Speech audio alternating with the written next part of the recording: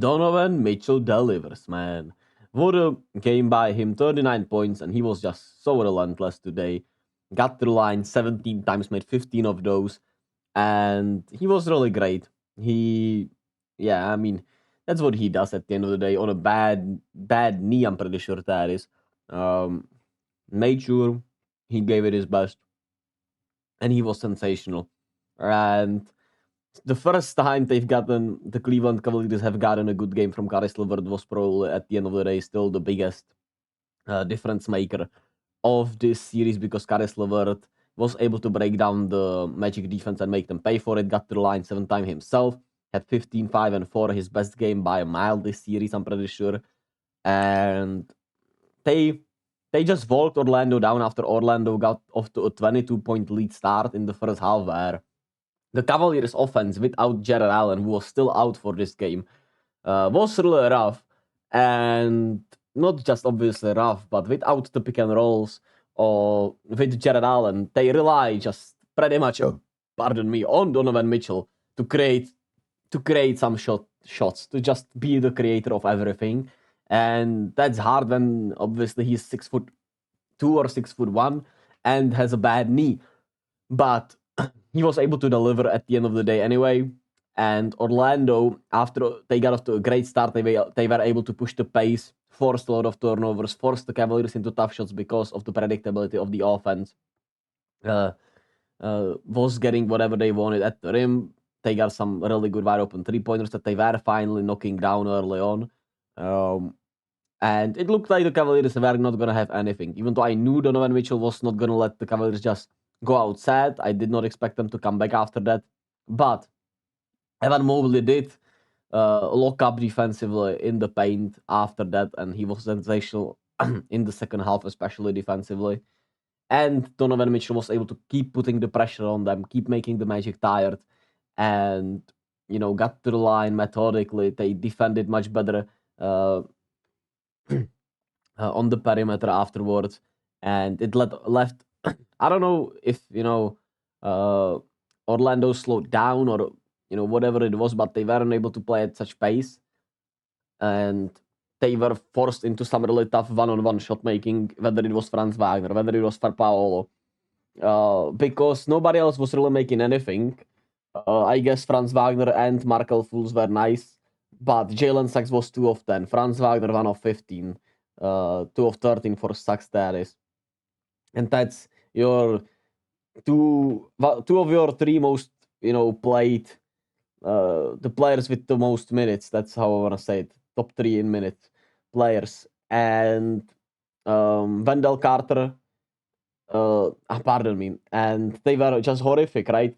They weren't able to do pretty much anything. I love Jalen Sachs. I think he's going to be still great, but he had a really rough series away from home, and that's obviously bad. And Franz Wagner had a really up and down series, and this just kind of culminated what I would say has been a really disappointing second year, especially after the All-Star break for Franz Wagner. 6-6-6.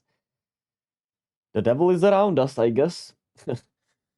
But yeah, Franz Wagner couldn't create anything, couldn't beat anyone off the dribble, couldn't finish at the rim. He was really short on a lot of those shots, then he was forcing them. And it was just a nasty performance by Franz Wagner. Paolo himself wasn't efficient, unfortunately enough, too. He settled for... I don't like when he settles for the pull-up. 3-pointers, off the dribble. When he catches and shoots, it's so much better and so much different. But he also had a rough time finishing around the rim after the fact the Cavaliers just pretty much skimmed down the paint and let anyone else be open, which just, nobody else could really knock them down from the outside. And I also think, I don't know, man, Paolo was great. I don't care that he shot 36%. Obviously, if he shot better from his, mid-range stuff and from his one-on-one stuff, it could have been better. And that's where they just lack one of those guard shot creators that is not only a shot creator, like a ball handler also, right? That's what shot creator means. Not just a shooter like a Klay Thompson. They need a true guard shot creator where he's able to take, the ball out of Paolo's hands all the time, out of Franz Wagner's hands all the time. And Franz Wagner hopefully will get back to his usual shooting from catch and shoot, and he was 40% still this year, I'm pretty sure, which is obviously still great, even though the three ball has, was really disappointing this season, I would say. And then obviously the bench, I think, did well enough. They were inconsistent too. Cole Anthony disappointed me a bit in this series. And Markel Fultz, one of those guys, probably has to go. But that is that. And the Cleveland, they got guys stepping up. They got to the line a lot. So there were a whole lot of fouls in this game. They had timely baskets, right? Sam Merrill came in the second quarter. He gave them timely 3-pointers. Max Strus hit some timely 3-pointers. And like I said, Donovan Mitchell just walked them down. And that was it. Orlando just lost steam in the second half. They weren't able to create anything in the half court. They weren't able to really run at Cleveland that much, missing pretty much anything, everything. Man, I don't know how did they shoot in the second half. That must be nasty. 11 of 43. Yeah, 11 of 43 from the field, which is 26%, which is just crazy. They had an alley-oop early on, then Jalen Sachs 3-ball, Paolo 3-ball, Markel Fultz had some layups. I mean, they made just 4 baskets in the third quarter. Oh, man. And, I mean, 2 of those were putbacks. Yeah, they just couldn't hit anything from outside, which is just... It is what it is, I guess. I'm sad because I wanted to see Orlando go through, but this is a great experience for them, and I'm happy for Donovan Mitchell. He's a dog. He was sensational in the second half. He was as assertive as you need your star to be, and he was the best player at the end of the day. In this series, I would say on one knee, even though Paolo is obviously not far behind. And his relentlessness and his leadership and his energy was, I would say, wholeheartedly the biggest reason why the Cavaliers won this game. Shout out Evan Mobley too. Defensively, he's a menace. Offensively, there is obviously a lot to be desired, but without his defense, they obviously don't win this game because without Jared Allen, the paint protection was looking kind of nasty. And then he was able to really hammer it down with Isaac Okoro, Max Strus helping him out. And yeah, Cleveland plays Boston. I mean, I don't expect any of these teams to have a chance really, but I kind of thought Orlando could give them more problems, especially at home. That means in Orlando, because they were great there and they have the defense to match up with Boston in a way. But maybe Donovan will feel better on Tuesday and he's healthier. Maybe Darius Garland will be able to create more for himself and be efficient. He just doesn't look the same though. And maybe Jared Allen will play and they will have a chance. But I don't know, man. I'm not feeling like... I mean, Boston's probably going to lose one game because that's just what they do at the end of the day.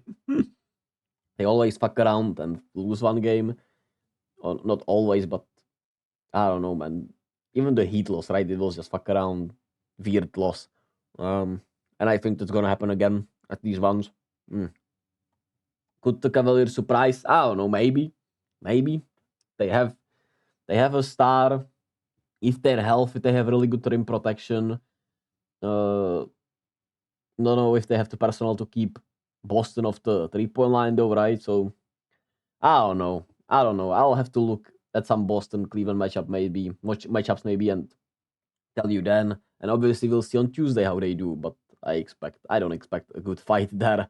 Even though a lot of those games were close, like I said, they had some really good games over the last couple of years. It's going to be interesting. Anyway, thank you all for listening. Thank you all for watching. And I'll catch you all today. Indiana starts against New York. Should be fun. Minnesota Denver game 2. We know that's going to be awesome. And I'll be here to cover it as always. Be kind to yourself and to others. Stand on your morals. And hey, as long as you're not hurting anyone, just keep being you, man. And I'll catch you all then.